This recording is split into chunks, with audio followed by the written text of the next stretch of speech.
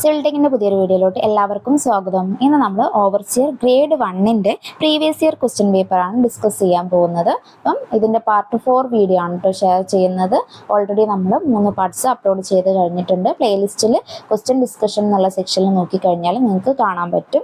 അപ്പോൾ നമുക്ക് ഇന്നത്തെ ക്വസ്റ്റ്യനിലേക്ക് കടക്കാം. അല്ലെ, ഇന്ന് നമ്മൾ എടുത്തിട്ടുള്ളത് കഴിഞ്ഞ ക്ലാസ്സിൽ എടുത്തിട്ടുള്ള ക്വസ്റ്റ്യൻ പേപ്പറിൻ്റെ തന്നെ കണ്ടിന്യൂഷൻ ആണ്. Overseer grade 1 public work irrigation harbour ഈ ഒരു സെക്ഷനിലേക്ക് PSC നടത്തിയിട്ടുള്ള എക്സാമിൻ്റെ ക്വസ്റ്റ്യൻ പേപ്പറാണ് നമ്മൾ എടുത്തിട്ടുള്ളത്. അപ്പോൾ നമുക്ക് ഓരോ ക്വസ്റ്റ്യൻസ് ആയിട്ട് നോക്കാം. ഫസ്റ്റ് ക്വസ്റ്റ്യൻ വരുന്നത് the ratio voids to the total volume of given soil is. അല്ലേ, അപ്പോൾ ഞാൻ 4 ഓപ്ഷൻസ് വായിക്കാം, നിങ്ങൾക്ക് ആൻസർ കിട്ടുന്നുണ്ടോ നോക്കുക. എന്നിട്ട് നമുക്ക് ഓപ്ഷൻ വായിച്ച് എന്നിട്ട് ആൻസറിലേക്ക് വരാം. അല്ലേ, അപ്പം ഓപ്ഷൻ എ വരുന്നത് പൊറോസിറ്റി ആണ്, ഓപ്ഷൻ ബി വരുന്നത് വോയിഡ്സ് റേഷ്യോ ആണ്, option C air content, option D air ratio. അല്ലേ, അപ്പം എന്താണ് ഈ ഒരു വോയിഡ്സ് റേഷ്യോ എന്ന് പറയുന്നത്, അല്ലെങ്കിൽ പൊറോസിറ്റി എന്ന് പറയുന്നത് എന്താണ്? അപ്പം നമുക്കത് ഓരോന്ന് എന്താണെന്ന് നോക്കാം. ഫസ്റ്റ് നമുക്ക് വോയിഡ്സ് റേഷ്യോ. അല്ലേ, വോയിഡ്സ് റേഷ്യോ എന്നുള്ളത് നമ്മൾ വോയിഡ്സ് റേഷ്യോൻ്റെ ലെറ്റേഴ്സ് വോയിഡ്സ് റേഷ്യോനെ നമ്മൾ ഇ എന്നുള്ള ലെറ്റർ കൊണ്ടാണ് ഡിനോട്ട് ചെയ്യുന്നതെങ്കിൽ വോയിഡ്സ് റേഷ്യോ എന്ന് പറയുന്നത് എന്താണ്?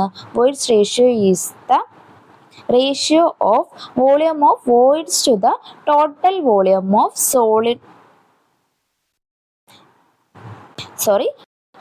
solidsനെയാണ് നമ്മൾ voids ratio എന്ന് പറയുന്നത്. അപ്പം volume of voids to the volume of soil solids. അല്ലേ, അപ്പം അതിനെയാണ് നമ്മൾ വോയിഡ്സ് റേഷ്യോ എന്ന് പറഞ്ഞിട്ട് പറയുന്നത്. നോക്കി വെക്കുക. അതിന് നമുക്ക് പൊറോസിറ്റി ആണല്ലേ നോക്കേണ്ടത്. പൊറോസിറ്റി എന്ന് പറഞ്ഞു കഴിഞ്ഞാൽ എന്താണ്? പൊറോസിറ്റി എന്നുള്ളത് നമ്മൾ N എന്നുള്ള ലെറ്റർ കൊണ്ട് ഡിനോട്ട് ചെയ്ത് കഴിഞ്ഞാൽ പൊറോസിറ്റി എന്ന് പറഞ്ഞു കഴിഞ്ഞാൽ എന്താണ്? Ratio of volume of voids to the total volume of the soil. അല്ലേ, അപ്പം അതിനെയാണ് നമ്മൾ പൊറോസിറ്റി എന്ന് പറയുന്നത്. അപ്പം വോളിയം ഓഫ് എന്താണ് പൊറോസിറ്റി എന്ന് പറയുന്നത്? Ratio of volume of voids. അല്ലേ, volume of voids to the total volume of soils ആണ് പറയുന്നത്. അപ്പം ഇതാണ് വോയിഡ്സ് റേഷ്യോ, പൊറോസിറ്റി എന്ന് പറയുന്നത്. പിന്നെ ഇവിടെ ഒരു റിലേഷനും കൂടെ നമുക്ക് നോക്കാനുണ്ട്. അല്ലേ, പൊറോസിറ്റി തന്നിട്ടുണ്ടെങ്കിൽ വോയിഡ്സ് റേഷ്യോ കാണാനുള്ള ഇക്വേഷൻ, അല്ലെങ്കിൽ വോയിഡ്സ് റേഷ്യോ തന്നിട്ടുണ്ടെങ്കിൽ പൊറോസിറ്റി കാണാനുള്ള ഒരു ഇക്വേഷനും കൂടെ നമുക്ക് നോക്കാം.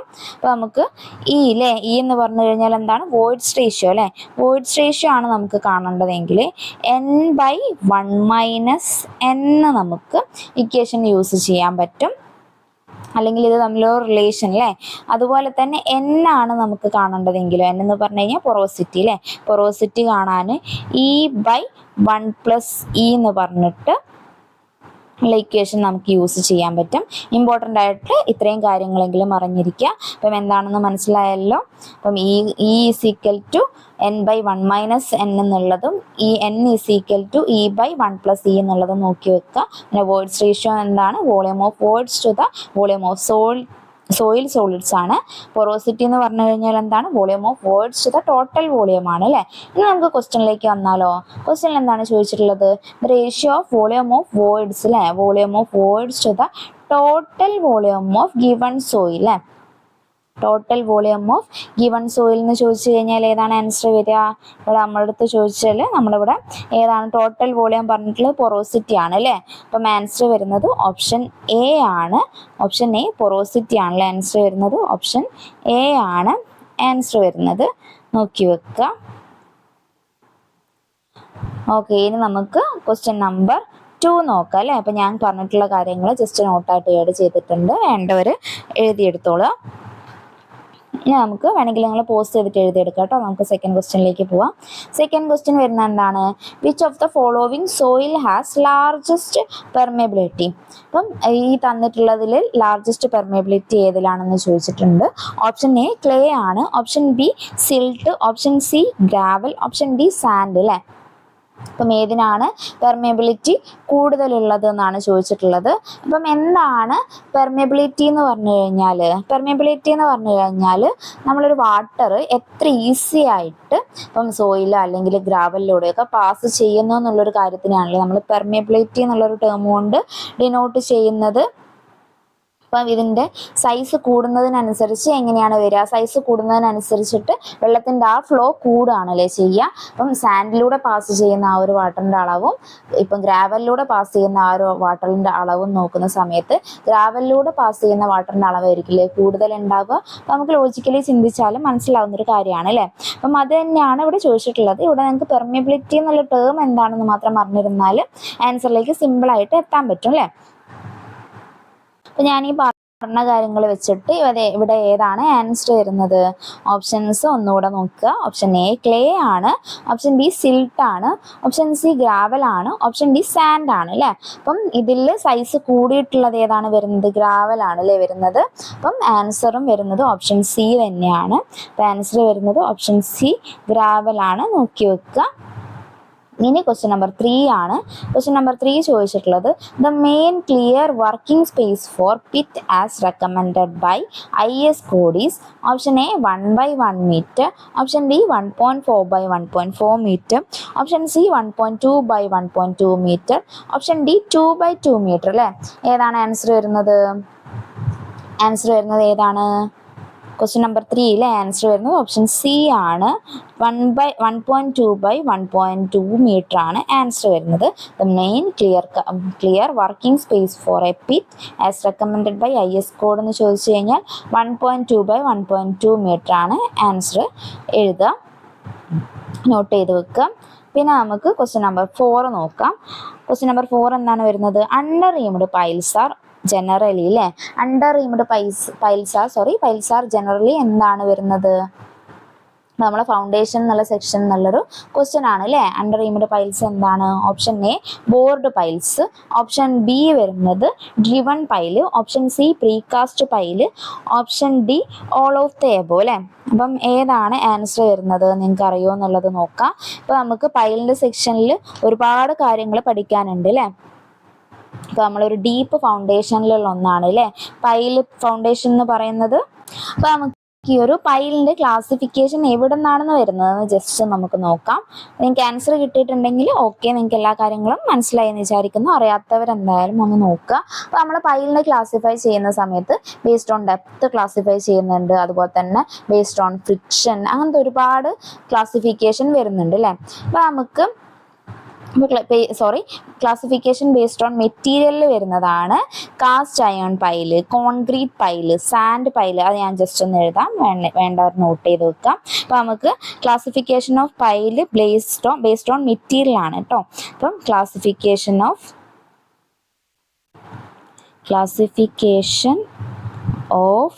പൈൽ ബേസ്ഡ് ഓൺ മെറ്റീരിയൽ അല്ലേ. മെറ്റീരിയലിനെ ബേസ് ചെയ്തിട്ടാണ് ക്ലാസിഫിക്കേഷൻ വരുന്നതെങ്കിൽ അതിൻ്റെ ക്ലാസിഫിക്കേഷൻ വരുന്നതാണ് കാസ്റ്റ് അയൺ പൈല്, അതുപോലെ തന്നെ കോൺക്രീറ്റ് പൈല്, പിന്നെ വരുന്നതാണ് സാൻഡ് പൈല്, പിന്നെ അതുപോലെ തന്നെ സ്റ്റീല്, 5th വൺ ടിമ്പർ, പിന്നെ 6th വൺ റോട്ട് അയൺ അല്ലേ.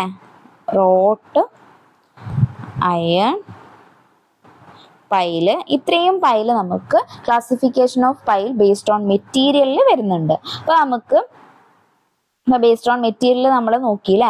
അപ്പോൾ നമുക്ക് നെക്സ്റ്റ് ഇതിൻ്റെ തന്നെ നോക്കാനുള്ളൊരു കാര്യം എന്ന് പറഞ്ഞു കഴിഞ്ഞാൽ ഈ ഒരു അണ്ടർ റീംഡ് പൈൽസ് ഏതിലാണ് വരുന്നത് എന്നുള്ളതാണ് അല്ലേ. അപ്പം അണ്ടർ റീംഡ് പൈൽസ് ഏതിലാണ് വരുന്നത്? അണ്ടർ റീംഡ് പൈൽസിൻ്റെ ക്ലാസിഫിക്കേഷൻ നോക്കുന്നതിൻ്റെ മുന്നേ നമുക്ക് അണ്ടർ റീംഡ് പൈൽ ഏതിലാണെന്ന് വരുന്നത് നോക്കിയാലാണല്ലേ നമുക്ക് അതിനെക്കുറിച്ച് നന്നായിട്ടൊരു ഐഡിയ കിട്ടുക.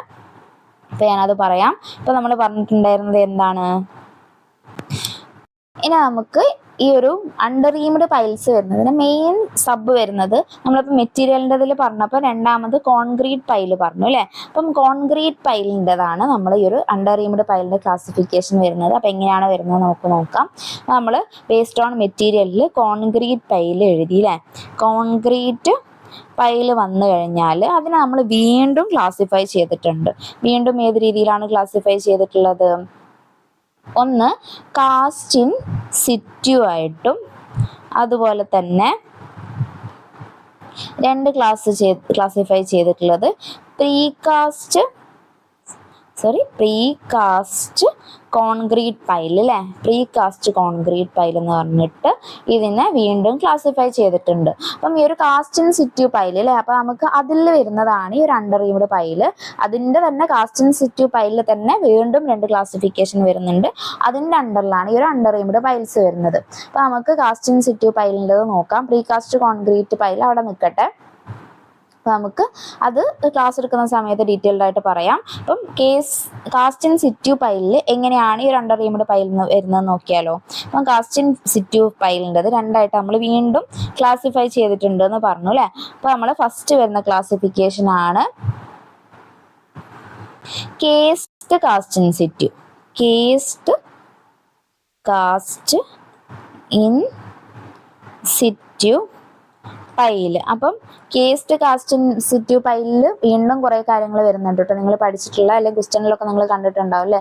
റെയ്മോണ്ട് പൈല്, മാക് ആർതർ പൈല്, അതുപോലെ തന്നെ ബോട്ടം പൈല്, സേജ് പൈല്, അതുപോലെ തന്നെ BSP ബേസ്ഡ് ഡ്രിവൺ പൈല് എന്നൊക്കെ അതൊക്കെ വരുന്നതാണ് ഈ ഒരു കേസ്ഡ് കാസ്റ്റ് ഇൻ സിറ്റു പൈലിൽ. അപ്പൊ നമുക്ക് നോക്കാനുള്ളത് അൺകേസ്ഡ് കാസ്റ്റ് ഇൻ സിറ്റു പൈലാണ്. അതിന്റെ സബിലാണ് ഈ ഒരു അൺറീംഡ് പൈൽസ് വരുന്നത്. അപ്പൊ നമുക്ക് uncased cast in situ pile അല്ലേ, uncased cast in situ concrete pile അല്ലേ, കോൺക്രീറ്റ് പൈല്. അപ്പം ഇതിലെന്ന് പറഞ്ഞു കഴിഞ്ഞാൽ നമ്മളൊരു കേസിങ് കൊടുക്കുന്നുണ്ടെങ്കിൽ ആ കേസിങ് റിമൂവ് ചെയ്യുന്നുണ്ടാവും അല്ലേ. അപ്പം അതിനെയാണ് നമ്മൾ അൺകേസ്ഡ് കാസ്റ്റ് ഇൻ സിറ്റു എന്ന് പറയുന്നത്. കേസ്ഡ് കാസ്റ്റ് ഇൻ സിറ്റു എന്ന് പറഞ്ഞു കഴിഞ്ഞാൽ അതിൽ നമ്മൾ കേസിങ് പ്രൊവൈഡ് ചെയ്യുന്നുണ്ട് അല്ലെങ്കിൽ കേസിങ് റിമൂവ് ചെയ്യുന്നില്ല അല്ലേ. അപ്പം അത് ഓർത്ത് വെക്കുക. അപ്പം നമ്മൾ അൺകേസ്ഡ് കാസ്റ്റ് ഇൻ സിറ്റു പൈലിലാണ് അണ്ടർ റീംഡ് പൈല് വരിക എന്ന് പറഞ്ഞിട്ടുണ്ടായിരുന്നു അല്ലേ. അപ്പം uncased cast in situ pile, അപ്പം നമുക്ക് അതൊന്ന് എടുത്ത് എഴുതാം. അപ്പം അൺകേസ്ഡ് കാസ്റ്റ് ഇൻ സിറ്റു പൈലാണല്ലേ പറഞ്ഞിട്ടുള്ളത്. Uncased cast in situ pile, uncased cast in situ pile. അപ്പം ഇതിൻ്റെ കുറച്ച് ബെനിഫിറ്റ്സ് നമുക്ക് നോക്കാം, അല്ലെങ്കിൽ എന്തുകൊണ്ടാണ് നമ്മളിത് യൂസ് ചെയ്യുന്നതെന്നല്ലേ. ഇത് ചീപ്പാണ്. അതുപോലെ തന്നെ വേറെ ഇതിൻ്റെ ഒരു ബെനിഫിറ്റ് എന്ന് പറഞ്ഞു കഴിഞ്ഞാൽ എന്താണ്, നോ കാസ്റ്റിംഗ് നീഡഡ് അല്ലേ. നമ്മൾ ആ ഒരു നോ കാസ്റ്റിംഗ് ഇതിന് നമ്മൾ കൊടുക്കുന്നില്ല. നമ്മൾ കേസിംഗ് ഒക്കെ ആണെങ്കിൽ ഇതിനെ റിമൂവ് ചെയ്താണല്ലേ കൊടുക്കുന്നത്, കേസിംഗ് റിമൂവ് ചെയ്ത് കൊടുക്കുന്നുണ്ട്. അപ്പം ഇവിടെ നോ കേസിംഗ് നീഡഡ് അല്ലേ. അപ്പം ഇതിൻ്റെ ഒരു ബെനിഫിറ്റ് ആയിട്ട് വരുന്നുണ്ട്. ഓക്കെ, അപ്പൊ നമുക്ക് അൺകേസ്ഡ് കാസ്റ്റ് ഇൻ സിറ്റു പൈലിനെ കുറിച്ച് നമ്മൾ പറഞ്ഞു. അപ്പൊ നമുക്ക് അൺകേസ്ഡ് കാസ്റ്റ് ഇൻ സിറ്റുവിന്റെ സബ് ക്ലാസിഫിക്കേഷനും കൂടെ ഒന്ന് പറയാം. അൺകേസ്ഡ് കാസ്റ്റ് ഇൻ സിറ്റു അല്ലേ, അൺകേസ്ഡ് കാസ്റ്റ് ഇൻ സിറ്റു പൈലാണെങ്കിൽ നമ്മൾ അതിൻ്റെ ക്ലാസിഫിക്കേഷൻ വരുന്നതിൽ ഒന്നാണ് സിംപ്ലക്സ് പൈല്. സെക്കൻഡ് വണ്ണാണ് ഫ്രാങ്കി പൈല്. തേർഡ് വണ്ണാണ് വിബ്രോ പൈല്. ഫോർത്ത് വണ്ണാണ് പെഡസ്റ്റൽ പൈല്. അതുപോലെ ഫിഫ്ത്ത് വണ്ണാണ് പ്രഷർ പൈല് അല്ലേ, പ്രഷർ പൈല്. സിക്സ്ത് വണ്ണാണ് അണ്ടർ റീംഡ്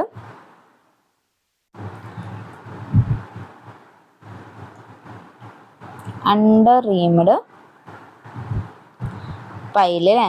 അപ്പം ഇത്രയാണ് ഈ ഒരു അൺകേസ്ഡ് കാസ്റ്റ് ഇൻ സിറ്റു പൈലിൽ വരുന്നത്. അപ്പം ഓരോ പൈലിൻ്റെ നമുക്ക് ഡീറ്റെയിൽഡ് ആയിട്ട് പിന്നെ പറയാം. ഇപ്പം നമുക്ക് അണ്ടർ റീംഡ് പൈൽസിനെ കുറിച്ച് മാത്രം ഒന്ന് നോക്കാം അല്ലേ.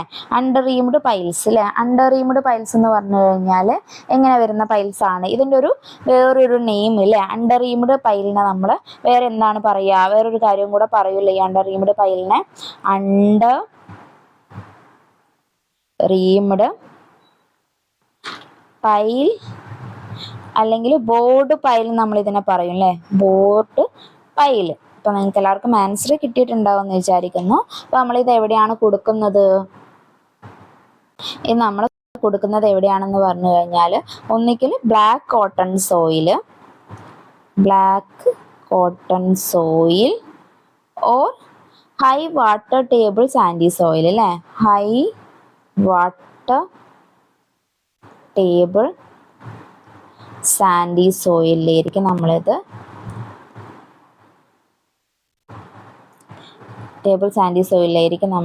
ഇത് പ്രൊവൈഡ് ചെയ്യുന്നത്. അതുപോലെ ഇവിടെ നോട്ട് ചെയ്ത് വെക്കേണ്ട ഒരു കാര്യമാണ്, ഇവിടെ കൊടുക്കുന്ന പൈലിൻ്റെ ഡയമീറ്റർ അല്ലേ, ഓഫ് പൈല് ചോദിച്ചു കഴിഞ്ഞാൽ 200 to 500 mm ആണ് വരിക. അതുപോലെ തന്നെ ബൾബിൻ്റെ അല്ലേ, ഇതിൽ കൊടുക്കുന്ന ബൾബിൻ്റെ ഡയമീറ്റർ വരുന്നത് 2 to 3 times ഓഫ് പൈലാണ് അല്ലേ, ഓർത്ത് വെക്കുക. അതുപോലെ വേറൊരു കാര്യം കൂടെ പറയാം, ലെങ്ത് ഓഫ് പൈൽ അല്ലേ, ലെങ്ത് ഓഫ് പൈല് വരുന്നത് 3 to 8 meter ആണെന്നും കൂടെ ഓർത്ത് വെക്കുക. അപ്പോൾ നമുക്ക് ആൻസറിലേക്ക് പോയാലോ. അപ്പോൾ ഇത്രയാണ് നമുക്ക് അണ്ടർ റീംഡ് പൈലിനെ കുറിച്ച് പറയാനുള്ളത്. അപ്പോൾ നമ്മളുടെ അടുത്ത് ക്വസ്റ്റ്യനിൽ ചോദിച്ചിട്ടുള്ളത് എന്താണ്, under reamed piles are generally എന്താണ് വരുന്നത്. അപ്പോൾ നമുക്ക് ആൻസർ കിട്ടിയിട്ടുണ്ടാവും. ആൻസർ വരുന്നത് ഓപ്ഷൻ എ ആണ് അല്ലേ, ബോർഡ് പൈലിനെയാണല്ലേ നമ്മൾ അണ്ടർ റീംഡ് പൈൽ എന്ന് പറയുന്നത്. ക്വസ്റ്റ്യൻ നമ്പർ 4 ആൻസർ വരുന്നത് എ ആണ്. നമുക്ക് ക്വസ്റ്റ്യൻ നമ്പർ 5 നോക്കാം. എന്താണ്, A raft foundation is preferred for. Raft foundation എന്തിനാണ് പ്രിഫർ ചെയ്യുന്നുണ്ടാവുക. Option A load bearing walls or multi storied building. Option B columns of the building which are closely spaced. Option C columns of industrial building. Option D none of these അല്ലേ. അപ്പം ഏതാണ് answer വരുന്നത്, raft foundation അല്ലെങ്കിൽ മാറ്റ് foundation അല്ലേ, raft അല്ലെങ്കിൽ മാറ്റ് foundation എന്ന് നമ്മൾ ഇതിനെ പറയും. ഈ ഒരു ഫൗണ്ടേഷൻ പ്രൊവൈഡ് ചെയ്യുന്നതാണ് എവിടെയാണ്, ഇവിടെ ആൻസർ വരുന്നത് ഓപ്ഷൻ ബി ആണ് അല്ലേ. ക്വസ്റ്റ്യൻ നമ്പർ 5 ആൻസർ വരുന്നത് ഓപ്ഷൻ ബി ആണ്. Columns of the building which are closely spaced അല്ലേ, ഇങ്ങനത്തെ ഏരിയയിലാണ് നമ്മൾ ഈ ഒരു റാഫ്റ്റ് അല്ലെങ്കിൽ മാറ്റ് ഫൗണ്ടേഷൻ കൊടുക്കുക എന്നുള്ളത് നോക്കി വെക്കുക. ഇതിങ്ങനെ തന്നെ എക്സാമിന് ചോദിച്ചിട്ടുള്ളതാണ്. പിന്നെ ഇത് എവിടെയാണ് കൊടുക്കുക എന്ന് ചോദിച്ചു കഴിഞ്ഞാൽ bearing capacity of the soil is minimum ഉള്ള സ്ഥലത്ത് അല്ലേ, പിന്നെ ഹെവി ലോഡ്സ് വരുന്ന ഏരിയയിലൊക്കെയാണ് നമ്മൾ റാഫ്റ്റ് ഓർ മാറ്റ് ഫൗണ്ടേഷൻ കൊടുക്കുക. എവിടെയാണ് ഹെവി ലോഡ്സ് വരുന്ന ഏരിയയിൽ നമ്മൾ കൊടുക്കും. അതുപോലെ തന്നെ ബിയറിംഗ് കപ്പാസിറ്റി മിനിമം ആയിട്ടുള്ള ഏരിയയിൽ നമ്മൾ കൊടുക്കും. അതുപോലെ തന്നെ ചാൻസസ് ഓഫ് അണീക്കൽ സെറ്റിൽമെന്റ് അല്ലേ, അണീക്കൽ സെറ്റിൽമെന്റ് ഉണ്ടാകുന്ന ഏരിയയിൽ നമ്മൾ ഈ ഒരു ഫൗണ്ടേഷൻ കൊടുക്കുന്നുള്ളത് ഓർത്ത് വെക്കുക. ഇനി നമുക്ക് ക്വസ്റ്റ്യൻ നമ്പർ 6 നോക്കാം. 6 എന്താണ് വരുന്നത്, in A cement concrete road expansion joints are provided at interval of option A 4 meter, option B 10 meter, option C 20 meter, option D 50 meter അല്ലേ. ആൻസർ ഏതാണ് വരുന്നത്, ക്വസ്റ്റ്യൻ നമ്പർ 6 ആൻസർ വരുന്നത് ഏതാണ്, ഓപ്ഷൻ സി ആണ് അല്ലേ, 20 meter ആണ് question number 6 answer വരുന്നത്. നോക്കി വെക്കാം. ക്വസ്റ്റ്യൻ നമ്പർ 6 ആൻസർ വരുന്നത് ഓപ്ഷൻ സി ആണ് അല്ലേ.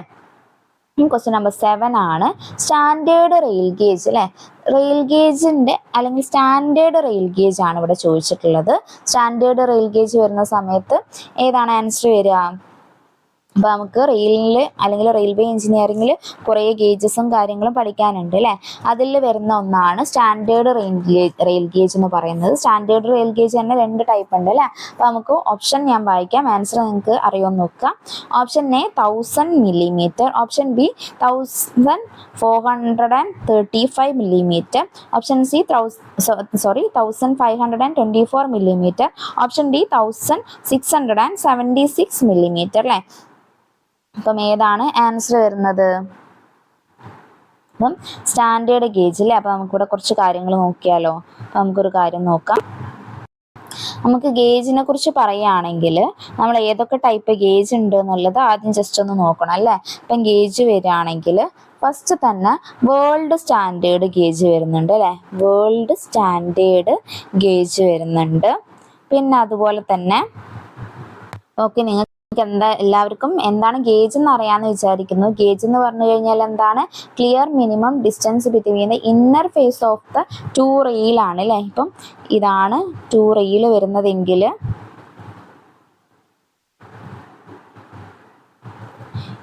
രണ്ട് റെയിൽ വരുന്നതെങ്കിൽ ഈ ഒരു ഡിസ്റ്റൻസിനെയാണല്ലേ നമ്മൾ ഗേജ് എന്ന് പറയുന്നത്. ഇവിടെ നമ്മൾ സ്ലീപ്പർ പ്രൊവൈഡ് ചെയ്തിട്ടുണ്ടാവും. അപ്പോൾ നമുക്ക് എന്താണ് ഗേജ് എന്ന് പറഞ്ഞു കഴിഞ്ഞാൽ നിങ്ങൾക്ക് ഗേജ് മനസ്സിലായിട്ടുണ്ടാവുമെന്ന് വിചാരിക്കുന്നു. Minimum distance between inner faces of two റെയിൽസിനെയാണ് നമ്മൾ ഗേജ് എന്ന് പറയുന്നത്. നോക്കി വെക്കുക. നമുക്ക് ഏതൊക്കെയാണ് ഗേജ് എന്നുള്ളത് ജസ്റ്റ് നോക്കാം. അല്ലെ, ഗേജ് പറഞ്ഞിട്ടുള്ളത് വേൾഡ് സ്റ്റാൻഡേർഡ് ഗേജ് വരുന്നുണ്ട്. വേൾഡ് സ്റ്റാൻഡേർഡ് ഗേജ് എത്രയാണ് വരുന്നത്? 1.435 മീറ്റർ ആണല്ലേ വേൾഡ് സ്റ്റാൻഡേർഡ് ഗേജ് എന്ന് പറഞ്ഞു കഴിഞ്ഞാൽ. പിന്നെ അതുപോലെ തന്നെ broad gauge or Indian standard gauge അല്ലേ, ഇന്ത്യൻ സ്റ്റാൻഡേർഡ് ഗേജ് വരുന്നുണ്ട്. അതാണ് 1.676 മീറ്റർ. പിന്നെ വരുന്നത് ഏതാണ്?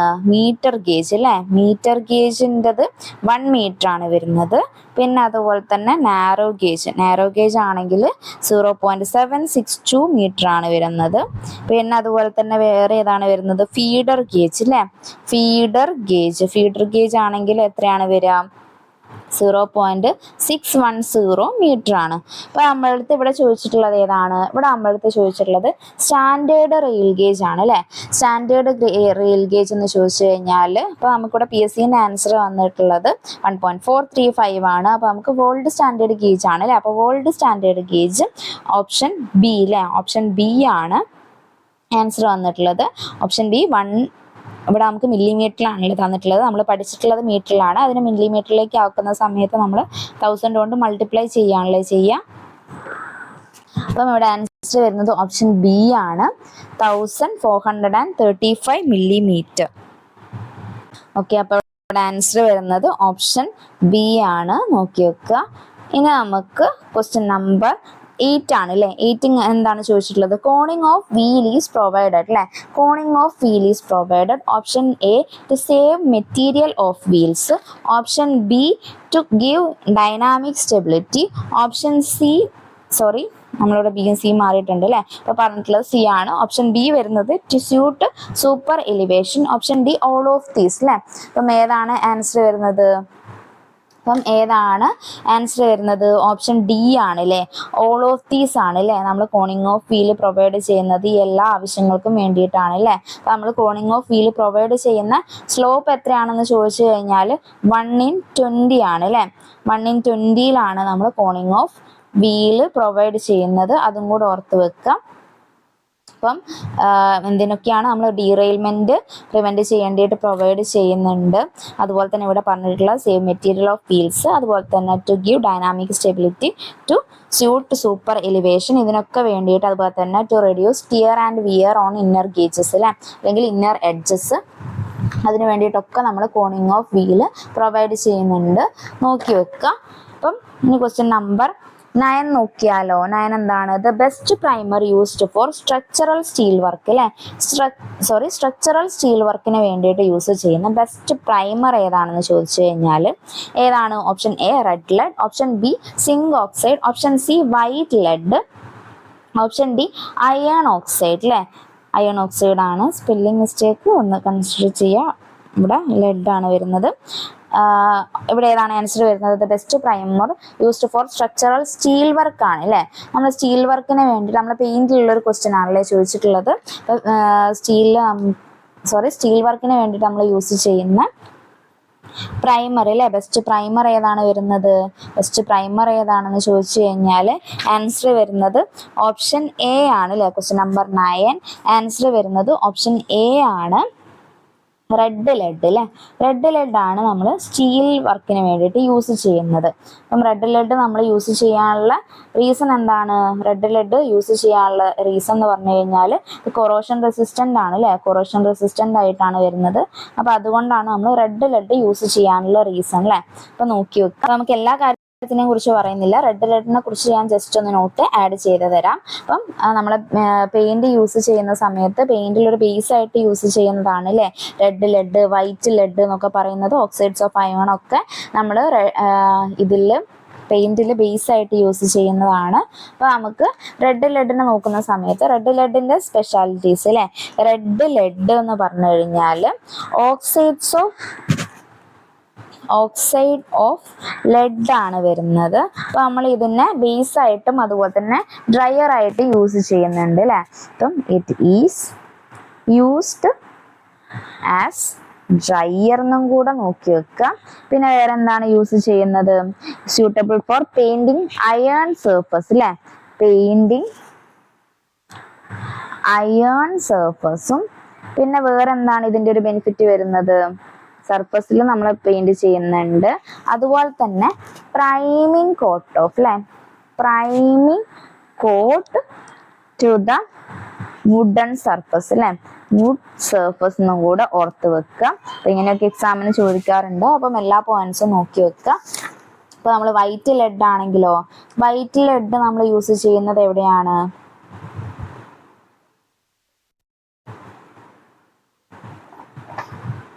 White lead most suitable on wooden surface ആണ് അല്ലെ. അപ്പം അതുപോലെ തന്നെ ഇതിന് കൊറോഷൻ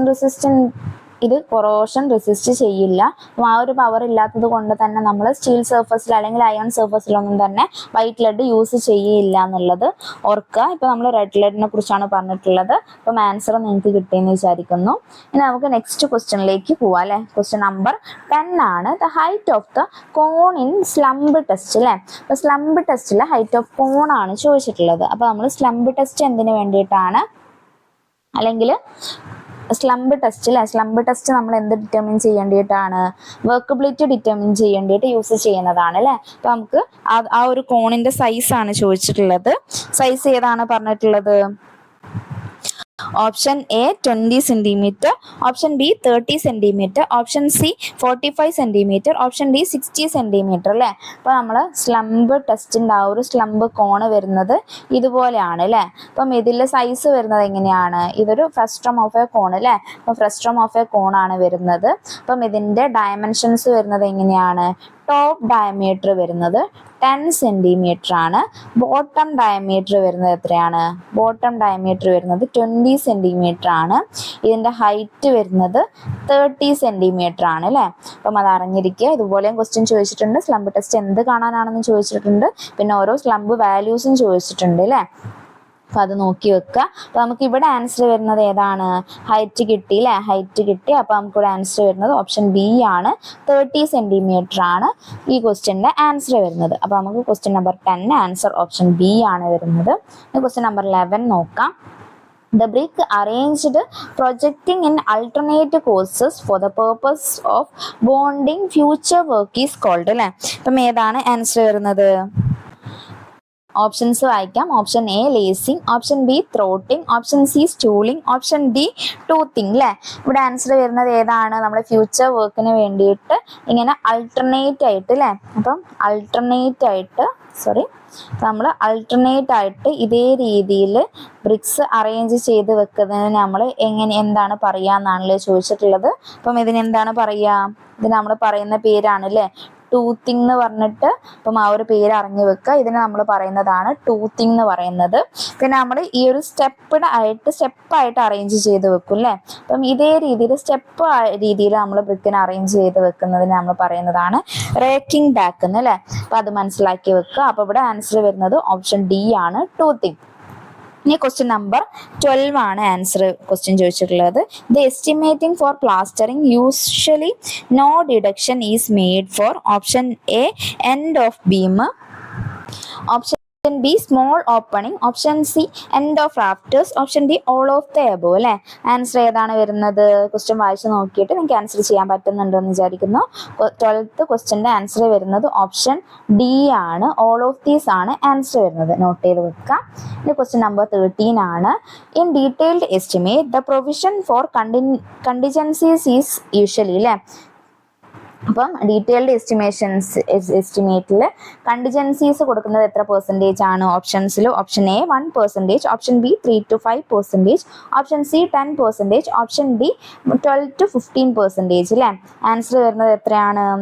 ആൻസർ വരുന്നത് ഓപ്ഷൻ ബി ആണ് അല്ലേ. കണ്ടിജൻസീസ് 3 to 5% ആണ് നമ്മൾ കൊടുക്കുന്നത്. അത് ഡീറ്റെയിൽഡ് എസ്റ്റിമേറ്റ് ആണെങ്കിൽ അല്ലേ. അപ്രോക്സിമേറ്റ് എസ്റ്റിമേറ്റ് ആണെങ്കിൽ വരുന്നത് 5 to 10% ആണ് അല്ലേ.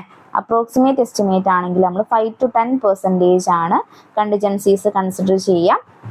ഡീറ്റെയിൽഡ് എസ്റ്റിമേറ്റ് ആണെങ്കിൽ 3 to 5% ആണെന്നുള്ളത് നോക്കി വെക്കുക. പിന്നെ ഇതുപോലെ തന്നെ percentage, centage charge, work charge, establishment എന്നൊക്കെ പറഞ്ഞിട്ട് വരുന്നുണ്ട് അല്ലേ. അതൊക്കെ ഏതൊക്കെയാണെന്ന് മനസ്സിലാക്കി വെക്കുക. ഇമ്പോർട്ടൻ്റ് ആണ് എല്ലാ കാര്യങ്ങളും. ഇനി ക്വസ്റ്റ്യൻ നമ്പർ 14 ആണ്. The standard width of asbestos cement corrugated sheet അല്ലേ.